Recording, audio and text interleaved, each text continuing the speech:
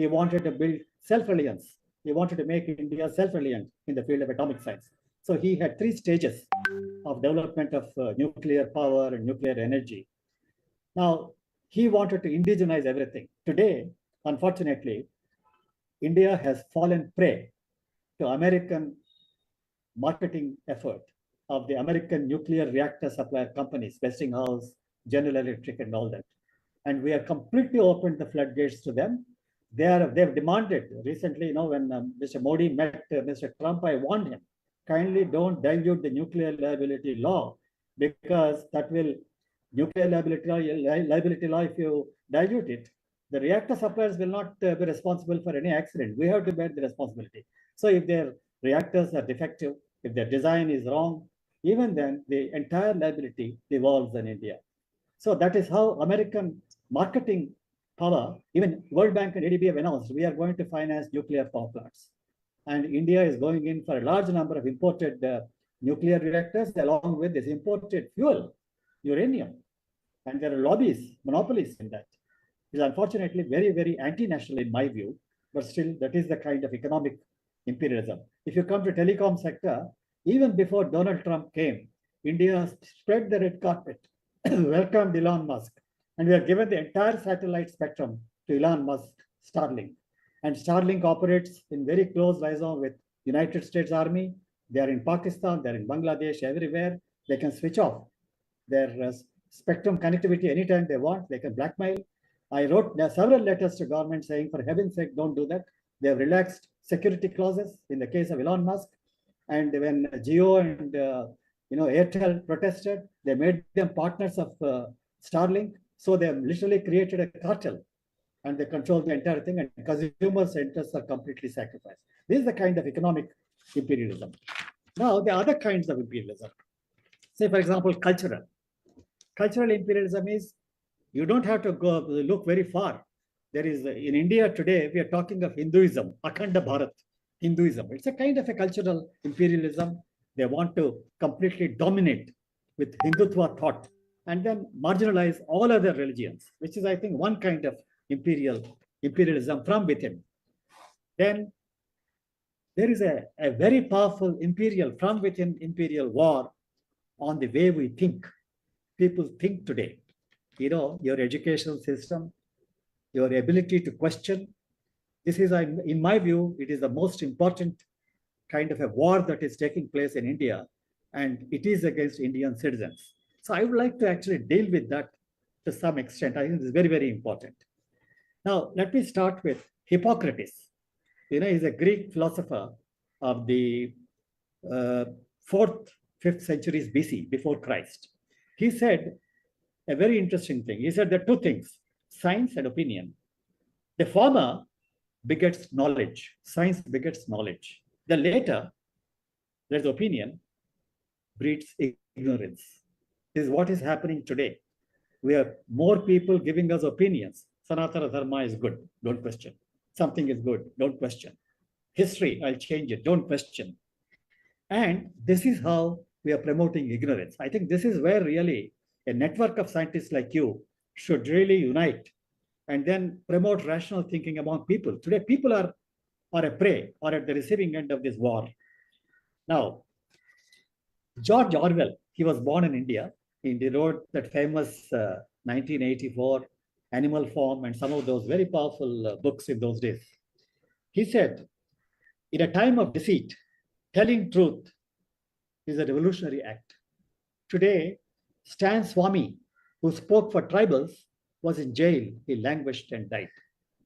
Yesterday, Satyapal Malik, the governor who was removed on this day, on 5th, I think, say 5th or 6th of August from Jammu and Kashmir as governor, he died because the present government set the ED and CBI on him. They said he's corrupt and all that because he spoke out against BJP. Now, as I mentioned, Gandhiji always, used these 2 weapons, truth and non-violence. And today, if you speak the truth, they brand you as anti-national. And as I said, non-violence.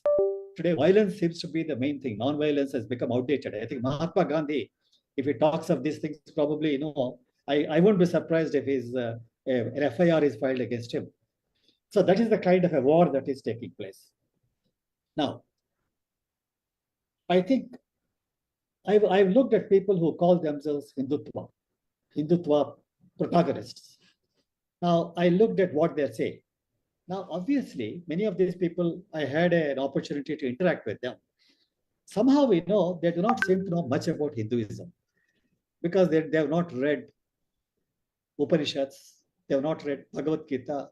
What do they say? What kind of thinking is embedded into Upanishads?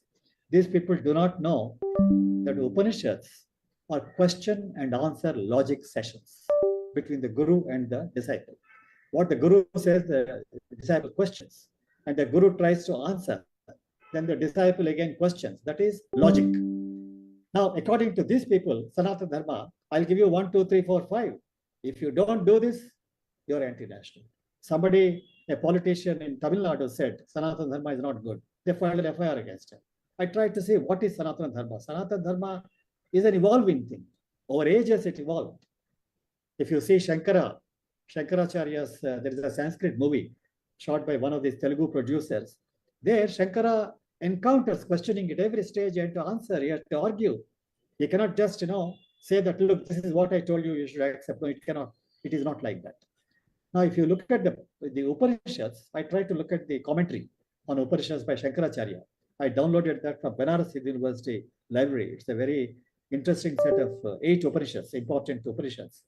Katha Upanishad, Kino Upanishad, Prasna Upanishad. I tried to say what it is. It doesn't talk so much about God and all that. It doesn't talk about temples. It talks about questions. What is life? What is existence? Why this? This kind of logic is there.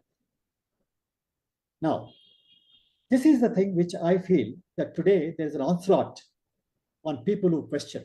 See, I as a physicist, as a nuclear physicist, I did my nuclear physics in masters, and I was in Tata Institute as a research scholar. I worked in Apsara reactor on a short-lived isotope. I published a paper. As a scientist, I'm reminded of one story. Einstein, he announced his theory of relativity. It was a very fundamental theory which shook the foundations of physics. He said time and space are interchangeable. If space gets curved, he propounded a new theory, a new model of geometry, space-time geometry. They call it Riemann geometry. And when Einstein also used tensor analysis in mathematics. So when he did all this, not many people understood some of his equations, some of his ideas. It was very difficult to understand how time can be a dimension, how space can be a dimension, how they can interchange, how time can get compressed, how space can get compressed. All these things are extremely difficult in those days. So he was an Austrian scientist, actually, originally. Then he moved to United States later. So he started giving lectures in Europe. So in wherever he went, the auditoriums used to be full, packed with people listening. They all wanted to listen to what Einstein would say. So I came across a particular speech, a presentation by Einstein in Belgium. I think it was Belgium. So there is an auditorium absolutely full. Now in the auditorium, who are the people who are sitting in the front seats? They're the senior professors. You see, India, we believe in hierarchy in every field, including science. Science also is subject to hierarchy. You cannot defy your senior, which I did, and I had to get out of Tata Institute because I questioned my guide, and then I realized that you cannot survive there because he indulged in plagiarism of my work. So what happened was when Einstein's auditorium, the front rows were all occupied by senior professors.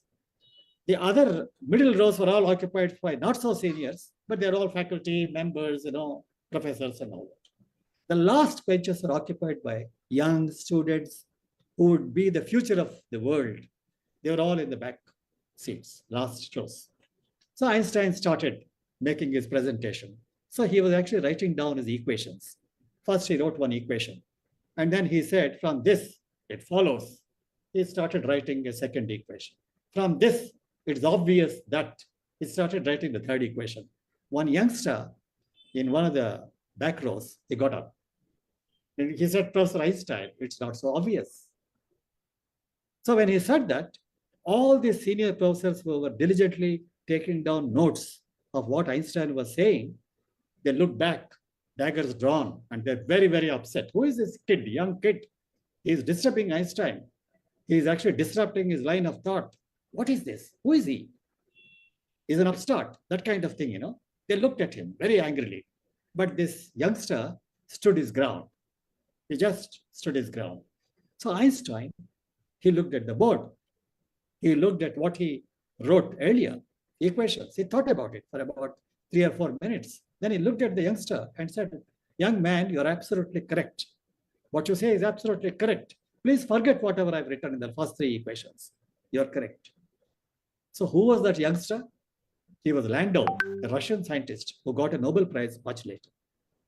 So that means, basically, science cannot progress without questioning. See, Newton propounded a theory.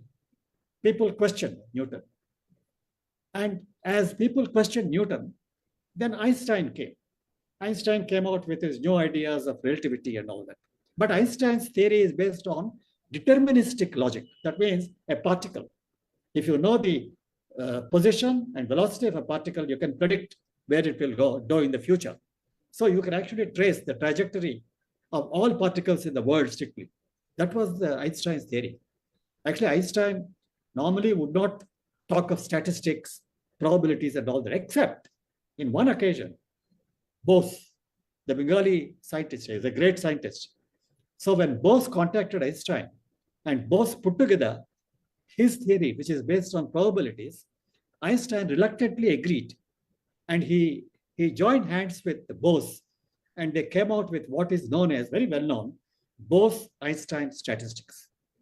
But then the greatness of Bose is that today there are fundamental particles, a family known as bosons, that is named after Bose. And today people are struggling to understand the structure of bosons, fermions, and all that. Boson is a very, very fundamental particle. It helps the fundamental forces to work between particles. So this was Einstein. Now Einstein was questioned. He said, look, this is not so deterministic. It is not so certain. Heisenberg is a person who said, you cannot make an observation accurately. If you try to observe or measure the location of a particle, you'll go wrong on its velocity. If you try to measure the velocity accurately, then your location measurement is uncertain. So there is a total uncertainty in your observation and measurement. So he developed what is known as Heisenberg theory. Planck constant as they call it. There's Heisenberg's constant of uncertainty. And then people followed after that. And then they came out with quantum mechanics. Now, quantum mechanics is a particle is not a particle at one location, but it's a wave, probability wave. That means, you know, if I'm talking here, my particle is not, I'm not here. My wave exists. My wave can go right up to America, right up to Russia. Only thing is the probability of finding me there is very low. The probability of finding me in Visakhapatnam is very high. So this is quantum theory. You know, quantum theory is all waves. And then they explain many things. Like, for example, in physics, there is what is known as diffraction, a double slit experiment, where light behaves like particles and particles behave like waves. The only way you can explain is the dual nature of light, both as particles and waves. That's how they did it. Now, later, other interesting things emerged from quantum mechanics. Quantum entanglement. So you're now talking of quantum computers and all that. Quantum entanglement means a particle here and a particle 100 miles away, they can interact in the universe. And if this particle changes its characteristics like spin, the other particle also changes. That is the kind of thing, you know, this famous Bell theory and quantum entanglement. So these are all some things, you know, sometimes, you know, there is a very interesting book, Dancing of Woolly Masters, written by a science novelist. What he says is ultimately the so-called physics and philosophy seem to be converging at the boundaries. That is what is happening. And, you know, when people, scientists like you, when you talk of rational thinking, sometimes I know I really wonder what this rational thinking is. All science is based on mathematics. Okay. Now, you say religion is based on faith. Faith is not rational. You cannot prove anything in faith. And how can religion be rational? So Einstein was very careful. He said religion and science are two different things. one cannot trespass into the other's domain. This is what Einstein said. So when you look at science, the so-called rationality, you try to go deep into that. Science is based on mathematics. What is mathematics based on? What is the foundation of mathematics? There are 5 postulates of Euclid, and there are 5 axioms. Axiom means you cannot prove it. Postulates means you cannot prove it. 5 postulates and 5 axioms. Axioms are for numbers, postulates are for geometry. The postulates are very simple. 2 points can be joined by a straight line. 2 parallel lines do not meet. Simple. But then the entire mathematics, rests on that foundation. Now, out of this came Riemann, a mathematician of great repute. And he said, look, why not I relax one of these postulates? Parallel lines may meet. And out of that came what is known as Riemann geometry, which is the basis for Einstein's special theory of relativity. Now, why I'm saying this is, these axioms and postulates are as unprovable as a religious faith. So if you say religion is irrational, strictly speaking, you should also say science also is irrational. That's what we are coming to today. Modern physics and modern theories of, Big Bang theory, universe, and all that. Ultimately, it looks as though that many things which cannot be proved. In mathematics, there is a very famous great mathematician of the stature of Einstein, Gödel. So Gödel said, you can never prove anything within a formal system. You cannot prove anything at all. So that Gödelian logic is not being applied to physics. And many, laws we are imagining may not really hold good. I say we are in a particular universe where we have all these rules we are propounding, and we are trying to explain things. But then that we are a part of it. We cannot prove it. This is the kind of thing that is emerging. So why I am saying all this is, unless science at every stage, questioning is there, it never advanced. Galileo, Newton, Einstein, quantum mechanics, further. Now, this is exactly what happens to religion. See, in religion, say about 1,000 years ago, 2,000 years ago, Hinduism, people questioned. Tarka means logic. When people questioned, religion evolved. See, in the Hindu religion, there is a lot of profound thought. It's not Ayodhya temple type of thing. It's something much more than that. What is existence? What is, what is a being? What is subject and what is object? Are they different? Are they one and the same? These are all, very, very important concepts in those days they used to debate. That's how Hinduism progressed. But the moment, you say Sanatana Dharma, a snapshot picture on a camera, and that is Hinduism and nothing more, the religion is dead. You're killing the religion. Now today, in politics, if you question, you will not get a ticket. As simple as that. So in politics, everybody becomes a slave. But, I still remember when Dr. Ambedkar gave the draft of the Constitution to the Constituent Assembly. He gave a brilliant speech. Only when I read it, I realized how erudite Dr. Ambedkar was. It's a fantastic lecture. I would very strongly recommend that everybody should read this. There, one particular para is very, very telling. He says, look, I don't know about this bhakti. Bhakti in religion may get you salvation. I'm not sure. It may get you salvation. But bhakti in politics is dangerous. If bhakti dominates in politics, there will be landslide victories. And once landslide victories take place, there will be dictatorship emerging out of that. And once dictatorship comes, it destroys all institutions. When these are Ambedkar's words, almost about 70 years ago, 1948 or so. And today, when you look at what is happening all around, I think Dr. Ambedkar was extraordinarily great. He also said something very interesting. He said, I don't know, we are giving this piece of paper called the Constitution to the Constituent Assembly. I'm not sure whether this paper is going to get us democracy. I'm not sure whether this piece of paper is going to get social justice, political justice, economic equality. Ultimately, a good man operating a bad constitution can do well. A bad man operating a good constitution may not, deliver. So these are the words of Dr. Ambedkar. So this is the kind of thing that's happening today. That's why I said there is an imperialism from within. And today, I'm really surprised. Many of my friends, many of my relatives, they're all, when I take a telephone, they say, Jai Shri Ram. What is this? I mean, I'm a Hindu. It doesn't mean that I have to wear the label of Hinduism on my shoulder and then be aggressive and then use it for hate speeches, spreading hate against other sections. I tried to file a case in one of the important courts in India against hate speeches delivered by our great leaders. They won't even look at it. They said, no, it's not admitted. That's the end of it. I mean, this is the kind of thing that's happening today. So I'm worried. You may talk about Ukraine. You may talk about Iran. These are all wars fought for minerals. They're all wars fought for territory. Between Cambodia and Vietnam, they're fighting for a place where there is a religious site. Incidentally, it's a Hindu religious site. But then much more long-lasting, damaging, irreparable is this kind of war, imperialism from within. Imperialism means, you try to dominate. Hindu Rashtra, Hindu this thing. That kind of thing is very, very dangerous. You see, India is a very, very harmonious society. I remember I go to slums and work. So there was a huge cyclone in Visakhapatnam. So I went to one slum and gave some help and all that. I tried to resolve their problems, food and whatnot.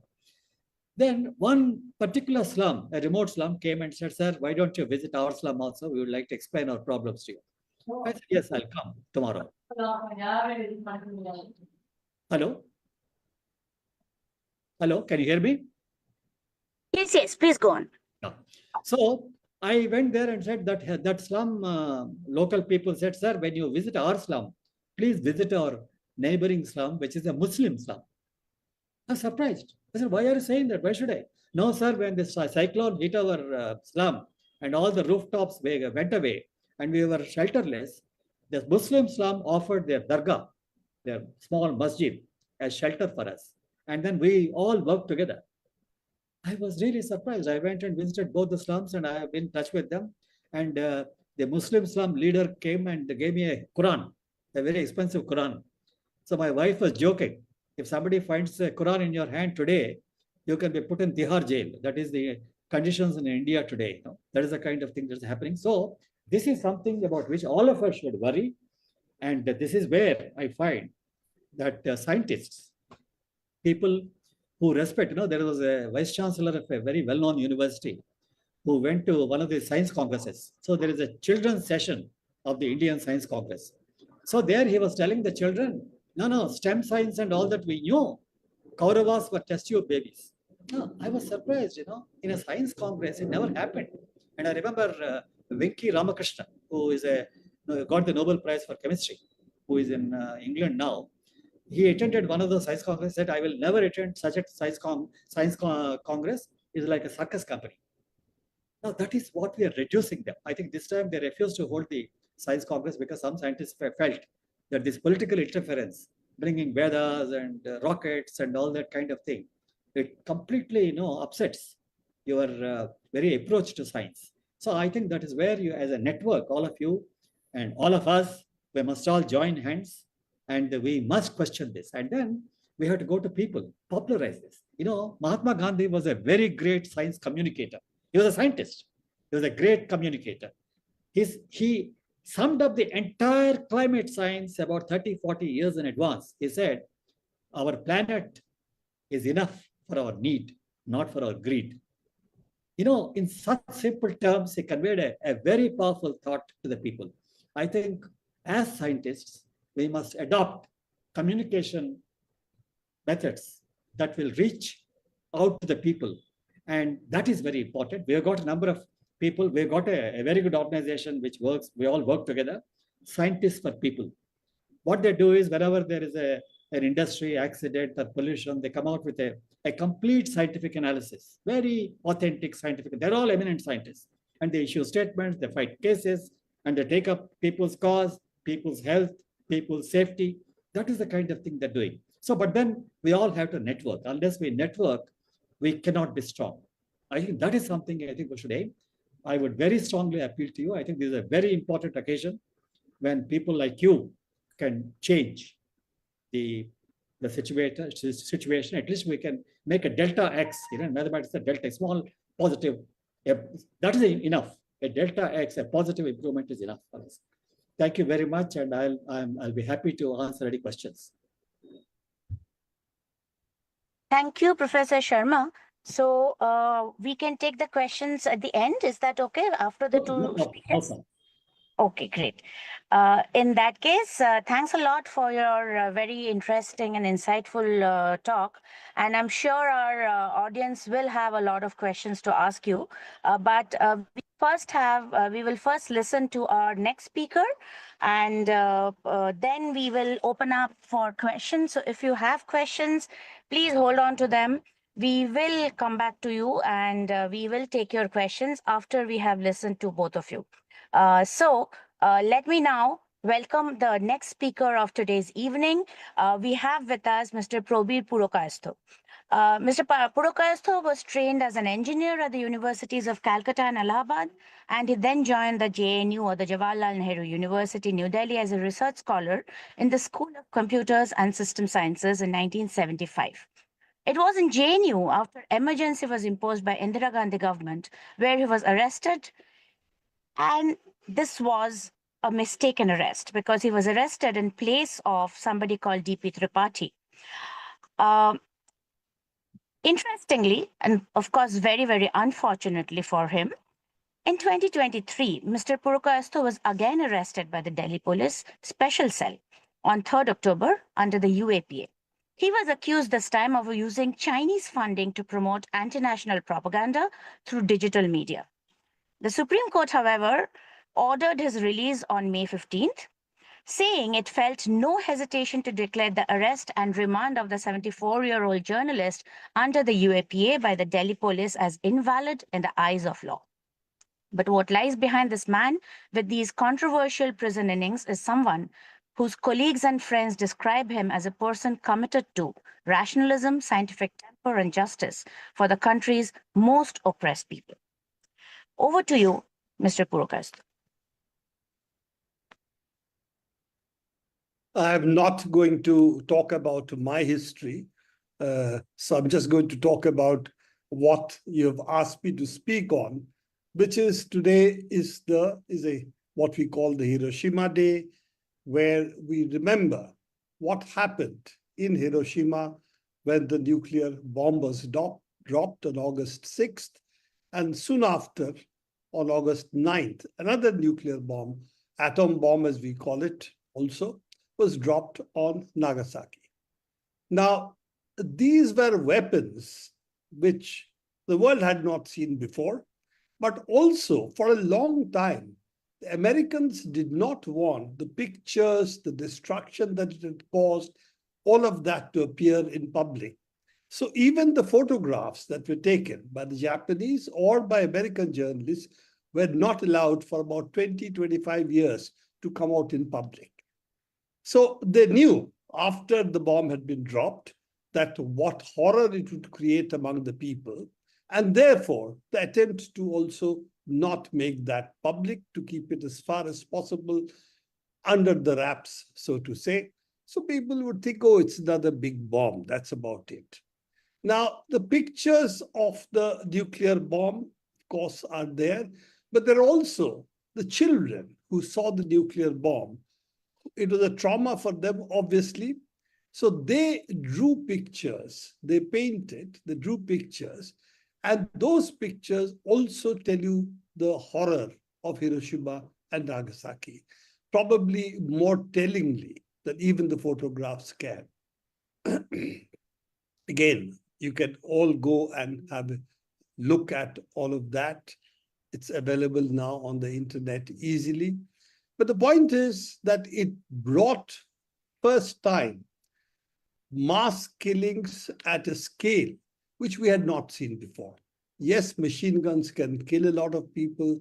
Poison gas can kill a lot of people, but poison gas got banned very quickly.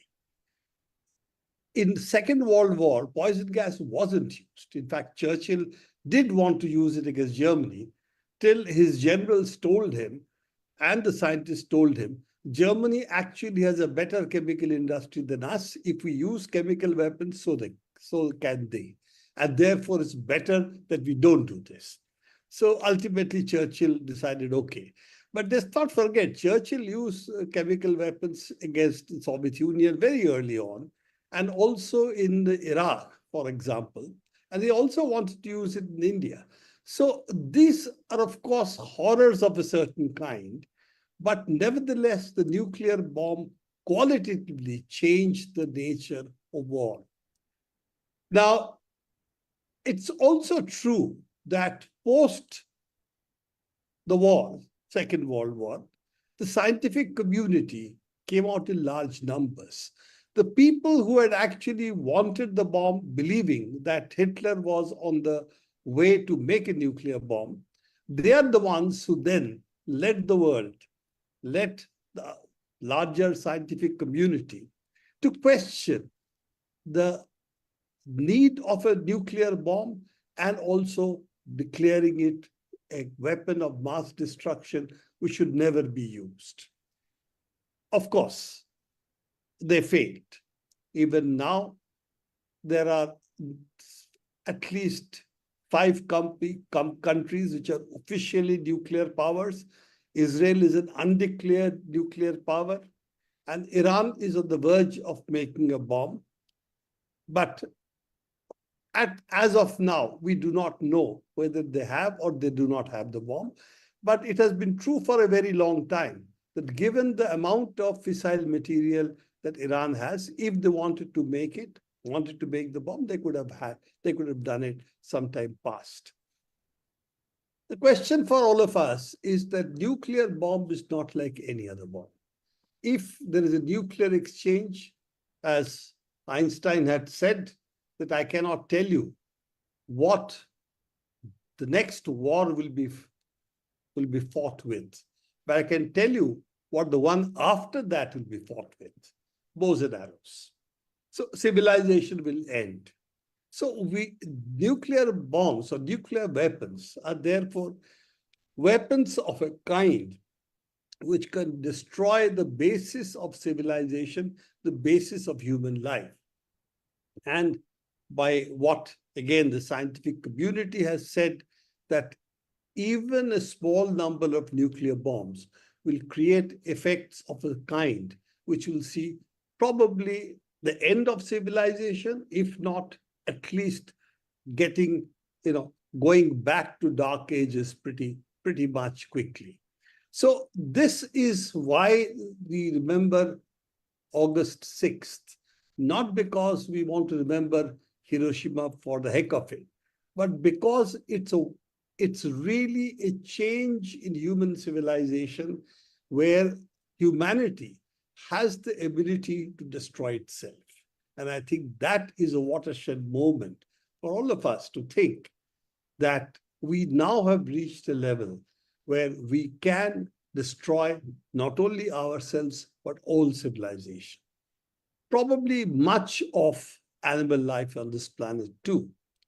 So that is why we remember today, Hiroshima Day, we remember because we would like the fight against the nuclear bomb to continue. It's also true that people have forgotten about Hiroshima and Nagasaki. In fact, for a long time, the United States did not want the pictures of Hiroshima, Nagasaki to come out. And there was an active act of censorship at a very wide level, that these pictures should not come into public view. But today, of course, these pictures are available, but unfortunately, we have somehow living with the nuclear bomb for now more than 70 years, 75 years. We have reached a level that we feel, okay, just another bomb. What can it do? It will survive. But the point is that, yes, few number of bombs are used, yes, we'll survive. Whoever is going to lose the nuclear war can very easily decide, okay, if we are going down, we'll take the world down with us. And that is the risk you carry that a nuclear exchange can never be controlled within set parameters. If it takes place, it most probably will finish civilization. By the way, these are war games that the US, at least we know, have conducted. And they found out in all the war games, it ends up by nuclear exchange.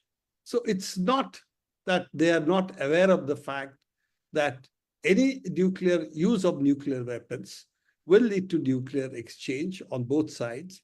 Any use of nuclear exchange means civilization as we know it will end. But yet, even today, as we are talking, Mr. Trump, for example, has sent 2 nuclear submarines to Russia, towards Russia. Now, you do not really want to threaten another nuclear-armed country. Why do we do it? Why is Mr. Trump doing it? He believes that he can do it, but others can't. And that is really the threat, that it doesn't need more than one wrong man with the right button, so to say, the nuclear button, to end the world as we know it. One difference post-Second World War and today is that at that point of time, the scientific community acted as a conscience of humanity. It was Einstein, it was a number of others who came out. Bertrand Russell, the philosopher, who came out and said nuclear weapons are not going to work, are not weapons which can be used, and therefore the world should decide not to use them and should sign a treaty that nobody should build a nuclear weapon. The United States believed post-45, Hiroshima, Nagasaki, that the Soviet Union will take a long time to catch up. And therefore, they would have nuclear monopoly for at least next 10 to 15 years. Now, they underestimated that if a country wants to build a nuclear bomb, it was not going to be that difficult, because already the sheer fact that you built a nuclear bomb means that now you know that it can be done. And once in physics, you know something can be done, how to do it becomes a simpler problem. Now, therefore, and again, the Russians, Soviet Union had enough people inside the United States, even the nuclear program, also in Britain, in the nuclear program, to know broadly what exactly the Americans or the British were doing. And therefore, it wasn't that they were completely ignorant about how nuclear bombs could be made. But in any case, as we have seen, this is something which is, once you know it can be made, it's not something that difficult. Let's take not a country of India's size or China's size, which are big economies. Let's take a North Korea, which is a small country. Population, again, much, much smaller than India's or China's. But even they, when they wanted, they could make the nuclear bomb.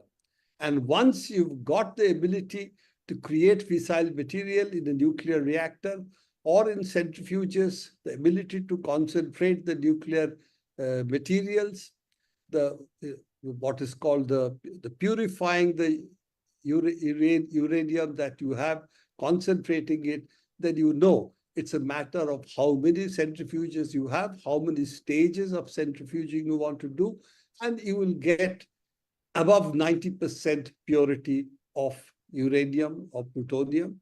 And if you get that stage, 90% more or more, then you have reached the ability to build a nuclear weapon. So nuclear weapon building is not the major issue. The major issue is, do countries believe that this is a weapon which cannot be used against others, because then somebody will use it against us. And therefore, the only path towards a future for humanity is to get rid of these nuclear weapons. And that's really the task of the science movement, because as I said, it was really the science movement and what was called the social responsibility of the scientists This was what was propagated post the Second World War, after the scientific community has contributed for building the bomb. One part of their prashchitta, so to say, was to decide that they will fight the nuclear bomb and they will try and stop development of the nuclear program, and they will work for nuclear disarmament. I'm not going into that in more detail today because all of you would have some idea about this. We had created in the one of the science jathas we had done, we had also created a booklet which went in details about the nuclear bomb, what had happened.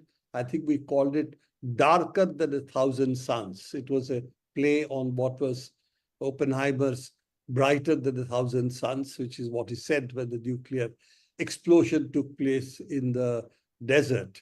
And that was his statement at that time. So we had a play on that of the words. And this is what we had done at that during one of the jathas we had done, in which we had gone into details about what the nuclear weapons are, how many are there. Of course, we have many more now. There are many more nations which have nuclear capability today, North Korea being one of them. Iran is almost a nuclear power today, as we know, partly because Israel is an undeclared nuclear power backed by the United States and other countries, other European countries. And therefore, Iran wanted to develop at least the capability of building a nuclear weapon. Otherwise, they're always prone to being blackmailed by Israel. I'm not getting again into the details of all of this. I leave this for you to decide or learn of it by yourself. But I'm going to speak on what is it that science movement can do. And I would argue the science movement, I think Sharmaji has also talked about this, it has two tasks before it. And this is something which is really core to what we have believed in. One is that we believe that it is possible to make people behave rationally. We believe rationality, understanding nature, which is what rationality gives you, is something fundamental to humanity. And that's what distinguishes us from other animals. We have the ability to understand our environment. We have the ability to develop knowledge in a way that we can build on knowledge. Each generation builds on knowledge of the other generation. And that is something which is fundamental to humanity. The second part of it is that if we as scientists, and this is the science movement, though I'm an engineer, not a scientist, but we club scientists and engineers together. That's how people see us. So the scientific response, what is the responsibility of the scientist or the engineer? By the way, nuclear bomb also requires a lot of engineering. So it's not that only the scientists, poor fellows, they are to be blamed for the nuclear bomb. It's also the engineers who actually make the trigger, make the purification possible, concentrating the uranium. All of this is, again, a part of the engineering work. And as you know, we also have plutonium reactors where we make plutonium as a byproduct. And also that, of course, is also a part of nuclear power plants. Getting back to the topic that I wanted to focus on, that once we accept that we, as a scientific community, have a social responsibility. This was the famous Szilard, Einstein, Russell manifesto. The social responsibility of the scientist, what is it? Now, you can say that I'm a scientist, I'm an engineer, I don't have any social responsibility.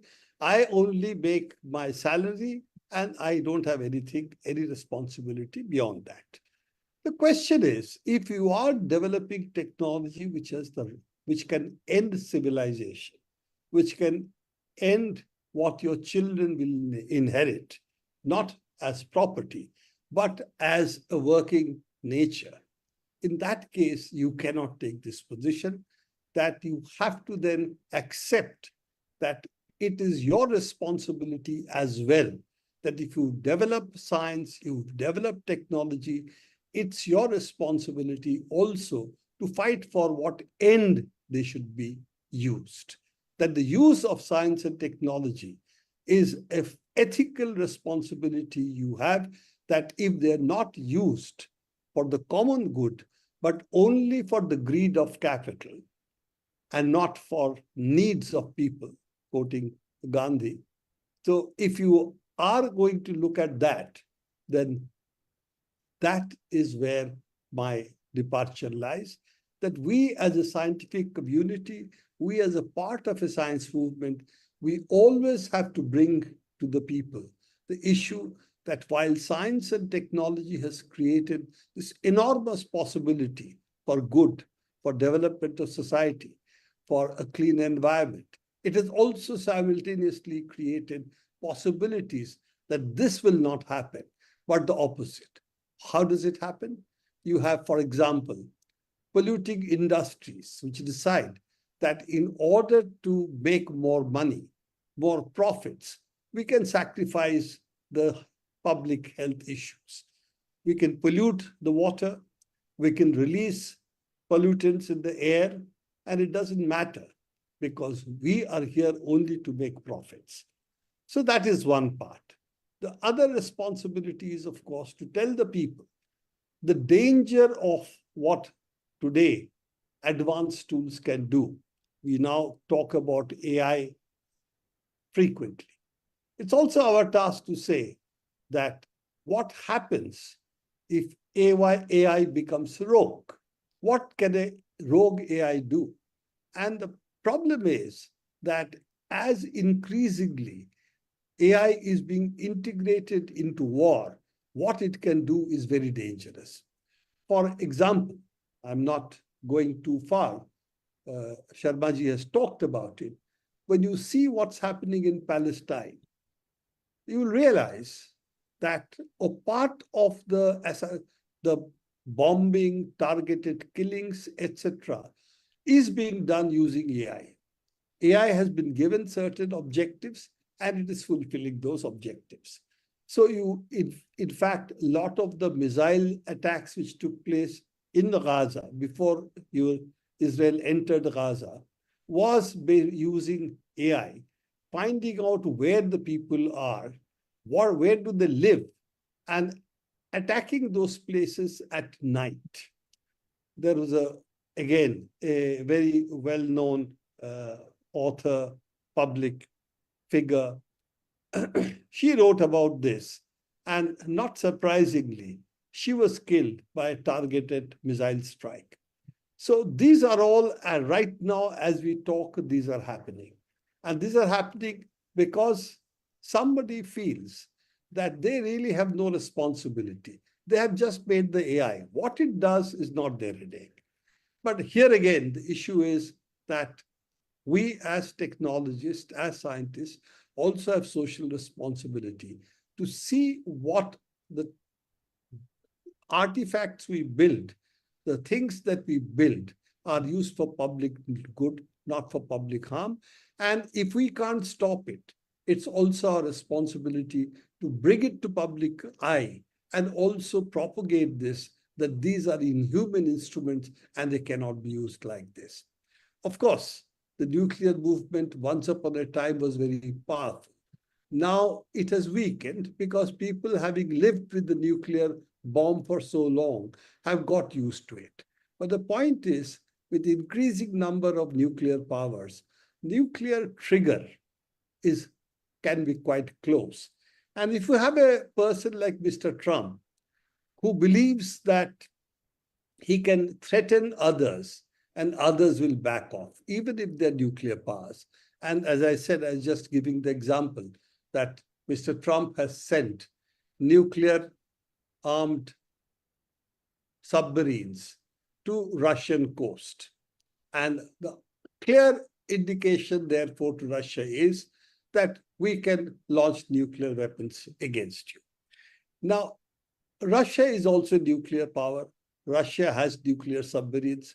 Russia has what are called hypersonic missiles, nuclear-armed hypersonic missiles.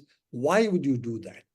The argument for Mr. Trump is, and I think that's where Trump is somebody of a kind we have not seen before, except perhaps for Nixon, who also exhibited some of these characteristics, that he believes that if he threatens and he ups the ante, continuously ups the ante, you respond, I'll respond even more. Then people will think that is a madman. So let's back off. We don't want to get into an entanglement with them. So I think Trump has, whether it is negotiations with India on the question of the trade, or it is the question of nuclear war, or it's a question of any war, he believes that he can dictate because he can behave more irrationally than others, and people therefore will back off. Now, this principle, the madman theory, is what Nixon also had. And in fact, this is something which was used in the negotiations. For example, in Vietnam, where the negotiator said, he's a madman. So you better settle for what we are saying. Otherwise, things may go even worse. But the fact is, the world will not listen or will not be blackmailed forever. And Trump needs to make one mistake for us to face again a nuclear Armageddon, because any nuclear weapons unleashed on any nuclear power, of course, will have a response. And if it has a response, then going up the nuclear ladder will lead to only destruction of the civilization as we know it, because as has been modeled again, that any nuclear exchange will see huge dust clouds in the atmosphere, which will lead to a destruction of our environment as we know it, and it will cause millions and millions of people to die. Civilization as we know it will not be sustained under such conditions, and we will see, therefore, the destruction of civilization, the destruction of society under such conditions. So this is an unfortunate moment of history where, how many years?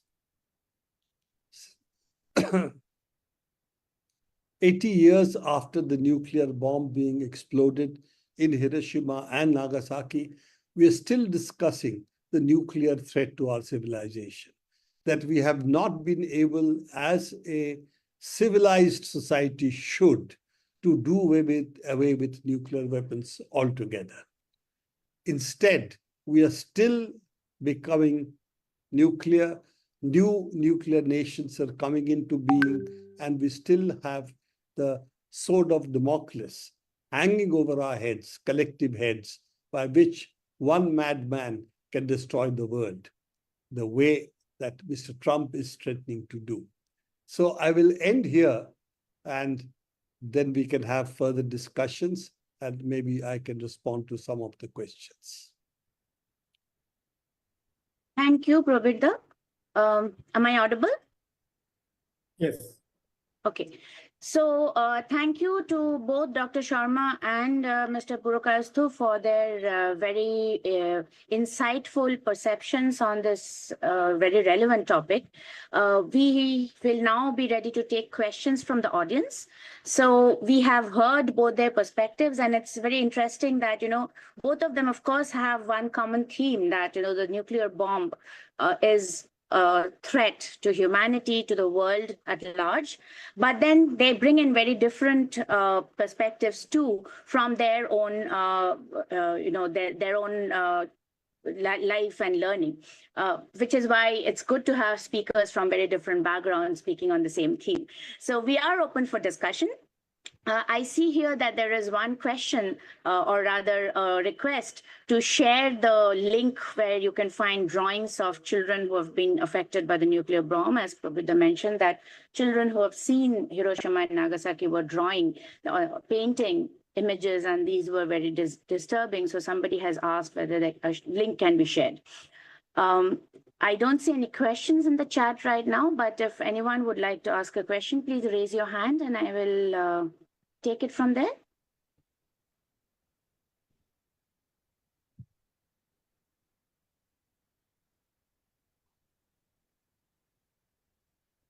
So any of the participants here on Zoom, if you have a question, you can please raise your hand.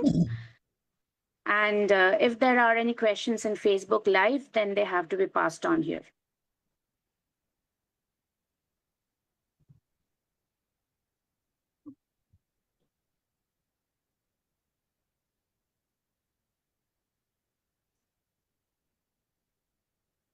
Okay. So let me begin. Put your questions in chat box also. Yes, you can put your questions in the chat box also, which I don't see again right now. Hello. Hello. Yes. So my question is that nowadays the war is being threatened by hitting the nuclear installations like nuclear power stations and etc.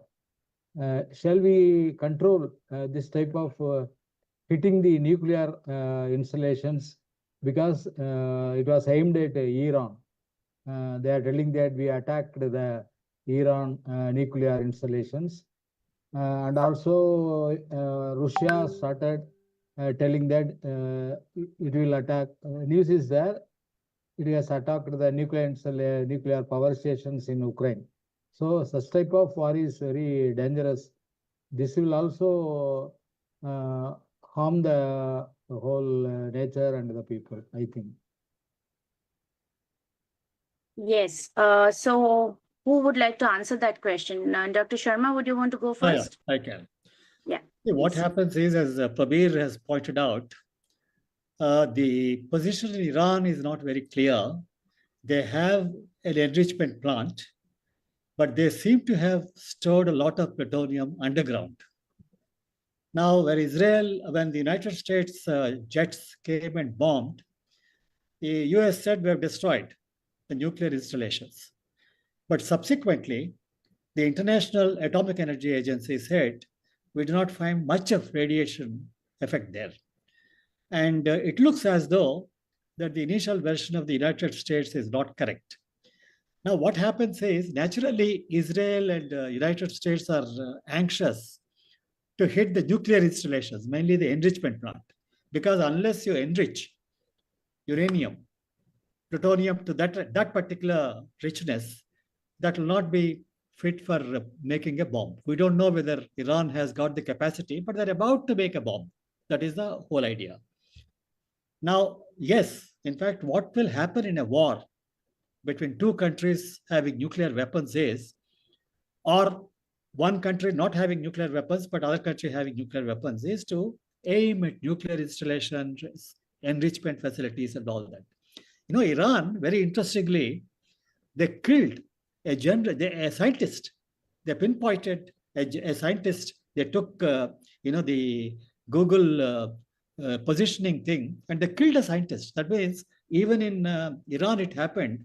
A few important generals, scientists, they were also targeted. Now, this is something which is very ugly.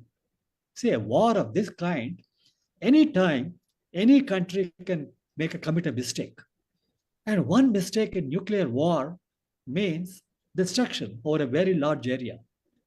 So this is something which really worries all of us. And that's why we should say, really, no, you see, in the recent times, Iran had a nuclear deal. They said we are going out of it. We are not going to be a part of that. Russia and United States has a nuclear deal. Putin said, no, we are withdrawing from that. See, you're succeeding in, closing all options of negotiation and all that. See, unless there is a negotiation before you do anything drastic. So, in my view, dialogue is being replaced by this madness. You think you're chest thumping and, cyber rattling kind of thing, which may not really be good in a nuclear world.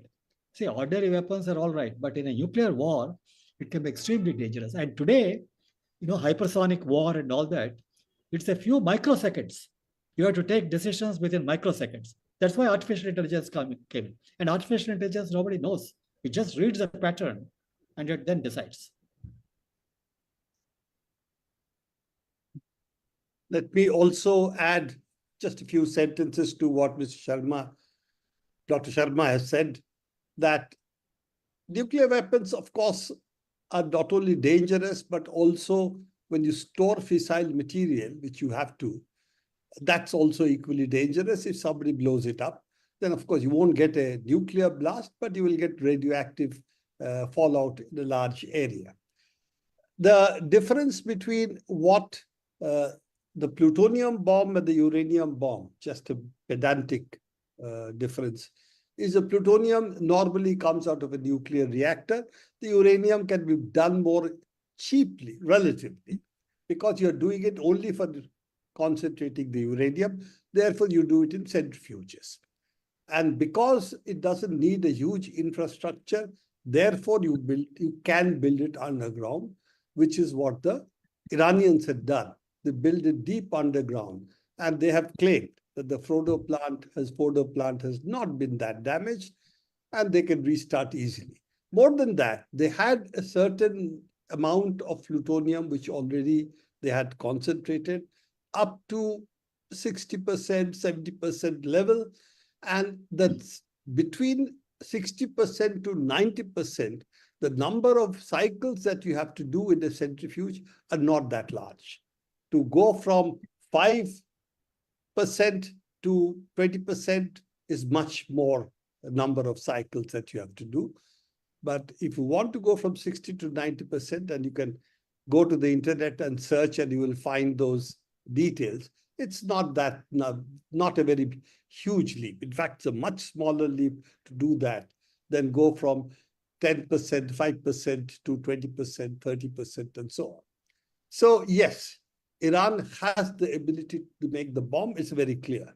It had, I think, 400 kg of 60% uranium, and that they can do up to, what I read, up to about 9 to 10 bombs. So that is the capability they have. And given Israel's size, 1 or 2 bombs will make it dysfunctional. For, of course, number of bombs that Israel has is much more, so they can also make Iran equally inhabitable. The interesting part, which Dr. Sharma talked about, that IAEA was meeting nuclear scientists in Iran. So they knew where they were, who they were.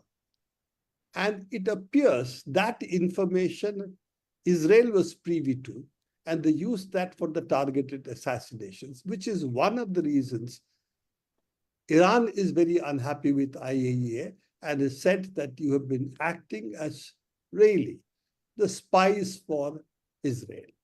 Now, this is not the first time it has happened. Even in earlier programs, international bodies, the United States earlier had used it, for example, in Iraq. They did the inspections. And after the inspections, the information was passed on to the Americans, who they were, who the people were. In this particular case, of course, the nuclear scientists were targeted. And that's, again, something which is very, what shall I say, a new turn in the war, that they are not targeted as nuclear facilities. They're individually targeted, and they were killed at their homes, which means that they were part of a building in which a lot of other people were also there. They were killed there. And this is, again, not something new.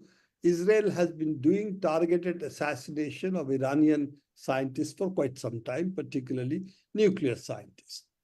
But the point that happens is you cannot stop the development of science or the development of any of these things by taking out what you think are key figures, because the reality is that younger people take over, and it's not necessary they are less competent than the older people. So people like us who are old, we believe we know everything, but that's not really true. So therefore, all it does is to change the generation of scientists, and you get a new generation of scientists who are as competent as the earlier generation. So that is not likely to work. And what Dr. Sharma said is also absolutely true. that the very less radioactivity that was released would seem to show that the nuclear stockpile, what stock of uranium they had concentrated, that has not been released. So that was either removed earlier, dispersed, and so that it has not been touched, or if at all, it has been marginally touched. So yes, Iran has the ability to have nuclear bombs. That only, at the moment, the only reason why they are not having it, because Ayatollah Khamenei has not given permission for them to build a nuclear weapon.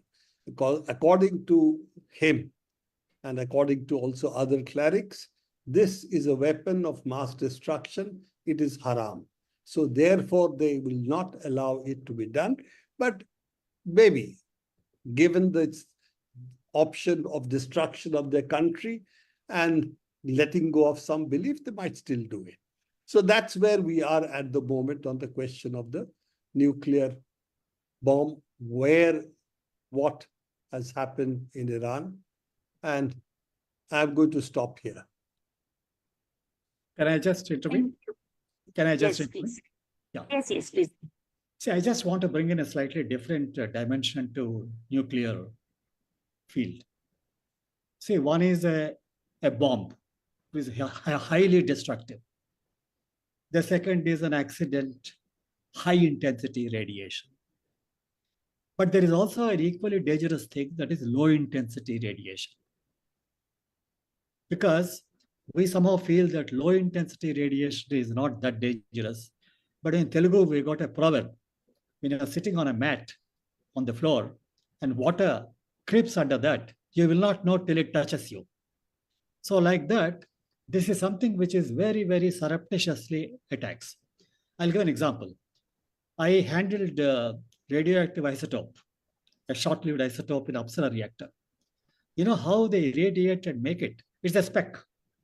It's a speck of a radioactive isotope, needle point, between two plastic laminates. And then we take it and then make observations on that. So that's how we handle. So in the Tata Institute of Fundamental Research, where I was doing as a scientist, every morning and every evening, there is what is known as a hot laboratory. They come with a Geiger counter and they measure, look for radioactive leaks or anywhere in the room. And in the evening, once again, and they do that every day religiously, because low intensity radiation can cause cancer because it will attack your genes, genetic changes. And it doesn't require high intensity radiation. I'll give an example. One of my friends, very good friends, is a nuclear scientist of repute. He was doing an experiment with a speck of a radioactive isotope, as I mentioned to you. Then he committed the mistake of smoking at the same time. Then when the hot lab guys came, and with their Geiger counter, they were going around, they found a lot of radioactivity all over, spread on his clothes, on the equipment, everywhere. Then immediately, he was quarantined. He was taken to hot lab. He was given purgatives. He was made to bathe several times. 3 or 4 days, he was quarantined, because that type of radioactivity, even though it's low intensity, it can be dangerous. It can cause cancer. So that's why, handling radioactive material in a nuclear power station or an atomic facility is extremely dangerous. Even a speck can cause carcinogenic effects. It's a long-term effect. Carcinogenic means, it can also affect future generations, genes. So, that is something which worries. It's not just a huge bomb or an accident like Fukushima. When a nuclear power plant is set up, in the United States and in India also, there is a zoning system. Nuclear Power Corporation has got a zoning system. They zone it up to 30 kilometers in India, but in the United States, it's 50 miles, 80 kilometers. And up to 80 kilometers, they do radiation monitoring, as I call it. And that is something very, very important. So anything nuclear, it has got that low intensity radiation, carcinogenic effect, contamination possibility. Even from that point of view, it's much more damaging than other pollutants. So this is something which worries me. Thank you. Thank you. In fact, I was going to ask you, both of you, that, of course, we are talking about the bomb and we are talking about the, nuclear bomb in particular. But then, in general, if you look at the world around us where the wars are being going on, you look at the situation in Gaza, you look at the situation in Russia, Ukraine, the amount of damage that we are doing to the climate, on the one hand, everybody is talking about the impact of climate change and what climate action we have to do. We are looking at the SDGs. But on the other hand, what kind of damage we are doing and how deep-rooted widespread this damage is going to be for the world with all the blasts that are happening on a daily basis. I mean, even in our country, we just had so many drone attacks and so many drones being shot down, blah, blah, blah. Imagine the amount of damage we have done to the environment. And nobody really talks about it. Of course, the nuclear bomb is a huge threat, but it's a fact that while nobody is really using the bomb, they're using it to threaten each other. People are using drones, people are using bombs of other kinds, that are using missiles, aircrafts, and that is damaging the world. And we are probably edging towards a point of no return. Let me interrupt on this for a moment. Just sorry, let me put off my phone. Yeah, let me interrupt for a moment over here. Fundamentally, we have to understand one thing. Drone attacks and little bombs, little blasts don't create global warming as much as essentially carbon emissions. So carbon emissions or greenhouse gases are the key problems when you come to global warming. So let's not think a war causes a lot of global warming. The problem that we have today is that Mr. Trump, for example, has said United States will not stop its coal, natural gas, and oil burning. It is going to do more of it, and it's going to sell more of it. And therefore, they do not believe, he doesn't believe that the greenhouse gases are real and a green transition is required. So that is a much bigger threat. I'm not saying wars are not dangerous. They are dangerous for a very different reason. Pakistan and India are nuclear powers. So if you do drone attacks, it can escalate to a nuclear attack. And that's the much bigger danger over there. But when it comes to global warming, and we cannot really tag it on to what we're discussing today, it needs a different discussion. The question is that, yes, we are entering a phase where global warming is obviously visible, it's real, and it is also true that we have the ability to stop global warming by changing the fuel energy policies we have. India is not doing too badly on that count. China has done a transition. Now they use more solar and wind. But the problem again is, and this is a much older problem that we have now, which is that we do not have the supply chain for building, say, solar panels. Why don't we have the supply chain?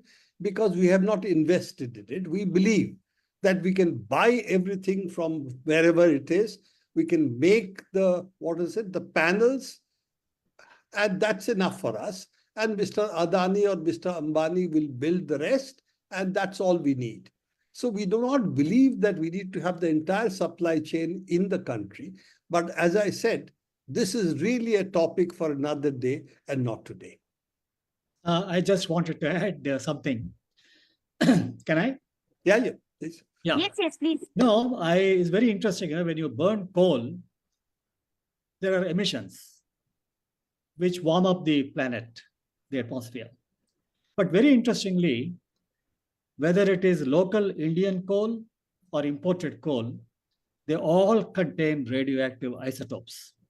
See, coal contains uranium and thorium radioactive isotopes. So what happens is when you burn coal and produce electricity, for every ton, almost half of it in India is ash, fly ash. And they dump all the ash all over around power station. And the ash flies over. And I am close to about 2 power stations, so we keep on breathing it. Early morning, when you try to clear your nose or something, it is very dark. So people think it's all coal dust, but people don't realize that there are radioactive isotopes which can really affect them. So I tested this. I went to Vijayawada Thermal Power Station in Andhra Pradesh with my friend in Scientists for People, Dr. Babu Rao, and we took a Geiger counter. I was responsible for the Richard Power Station, Vijayawada Thermal Power Station, when I was at the electricity board in Andhra Pradesh. But then, as an outsider, I went there with a Geiger counter, and we went surreptitiously because they wouldn't allow us. We went surreptitiously into the ash pond site, and we measured radioactivity on Geiger counter, and we found the radioactive levels were very high. So, not many people realize that what we think are ordinary pollutants which contain lead, heavy metals, arsenic, which are bad, which are dangerous, but they also contain radioactive isotopes. And there are research papers on this on Indian coal, imported coal. I've written several times. National Green Tribunal has taken cognizance of this. And they said every time there is a power station, you must also consult Atomic Energy Commission and then find out how much, what is the rate. But then the problem is they just don't want to do anything at all. They just only consult them and there's the end of it. And we keep on, inhaling all those heavy metals, mercury. Mercury is very dangerous. There is a mercury treaty, international treaty, Minamata treaty at the global level on mercury, not to use mercury for. So these are all dangers which are hidden. And we are all facing that, all of us are facing. So this is something very interesting. Thank you. So do we have any other questions from the audience? Anyone who wants to speak? No? I got one question. Yes, please.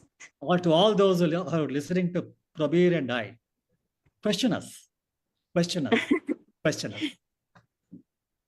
Thank you. I think everyone is trying to process everything they heard until now. So are there any questions on Facebook? Whoever is maintaining Facebook Live?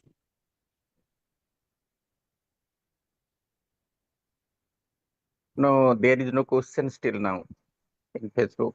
Okay. One comment is there only. No, somebody has put the link to the darkness yes, of the thousand Krishna suns here. Mohan. It is Krishna Mohan. He raised a question: how to strengthen PSM campaign for nuclear disarmament?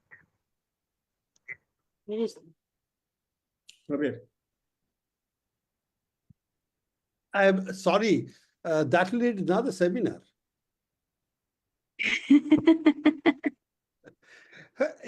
Basically, as a movement, we have to do what we have been doing anyway.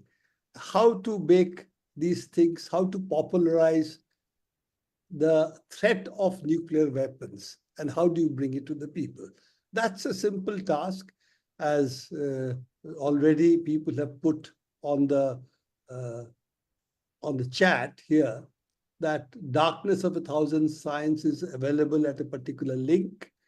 That was our booklet on this issue. And it's also, somebody had asked also about the pictures, about what children had drawn. Today with in any case, you can just, that's also somebody has put, I think Raghu has put that link over there. But you can go to the internet and search this, and it's a very famous set of paintings which have been done by children of the victims of those who are victims of what they saw, and they're heartbreaking. And so we need to bring all of that. And yes, we need a campaign for this. We need a campaign addressing directly the question of nuclear weapons, and particularly because we are two nuclear weapons, three actually, who really don't have the best of relationship: India, Pakistan, and China. And therefore, it's much more important for us to also talk to each other, because, unlike Russia and the US, who are quite far apart, we live very close to our neighbors, much closer than they do. course, you can claim Russia and US are very close when it comes to Siberia, but that's really not true for the bulk of the population. So I think it's very important for us, therefore, to also think how we can bring peace between our two countries. And it cannot be done using what is called muscular politics, which seems to be what both sides are doing. But it needs a different breakthrough, and it needs a different attitude towards what our relationship should be with our neighbors. I'm going to stop here because, as I said, this would become otherwise another seminar. No, I just wanted to say. Yeah, I think Jaiprakash has a question. He put his hand up. Sorry.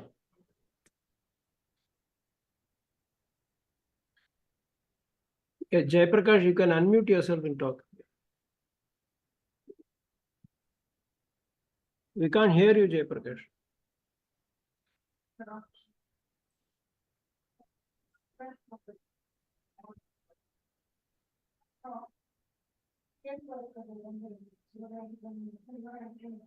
Oh, you're not audible. Perhaps you want to put the question in the chat? Yeah.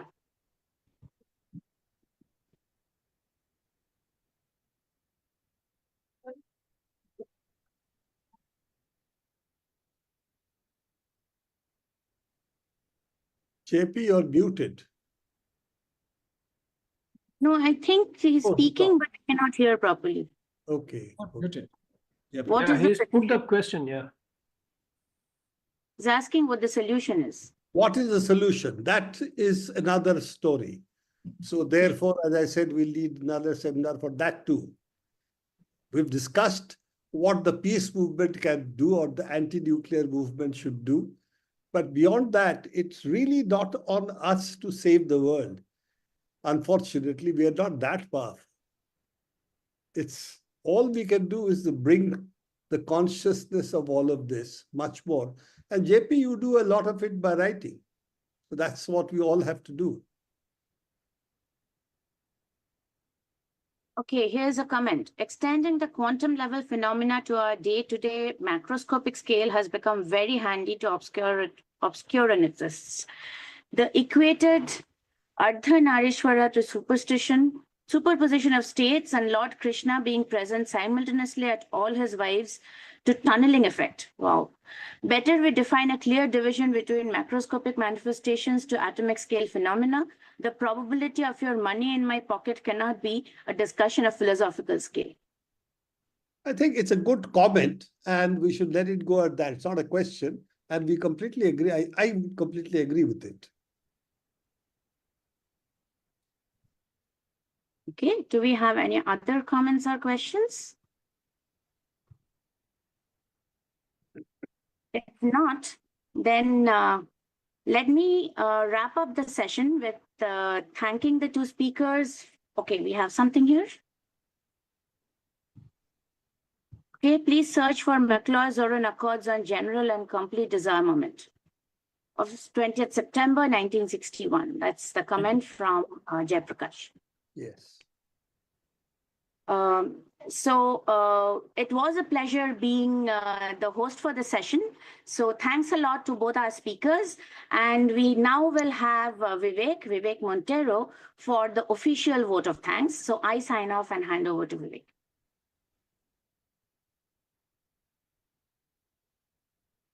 Thank you, Anindita. Can you hear me? Am I audible? No. Okay.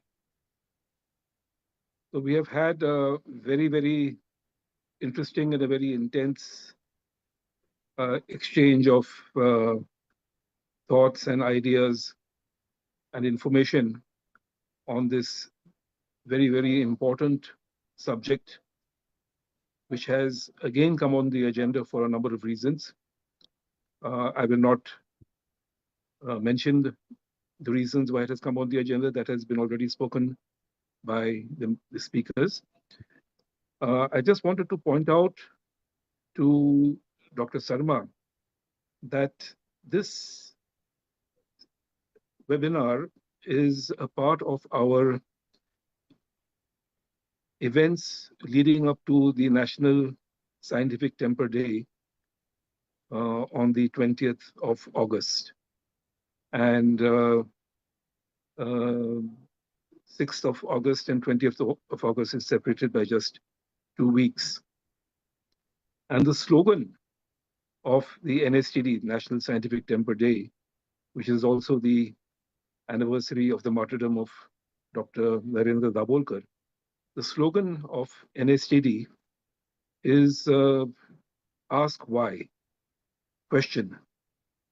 And therefore, the AIPSN, I think, has to be thanked for initiating this discussion on a very, very relevant and a very increasingly important subject. We, of course, we are very grateful to all the three speakers, the chair and Dr. Sarma and Prabir Purkayast, they're all experts, they're all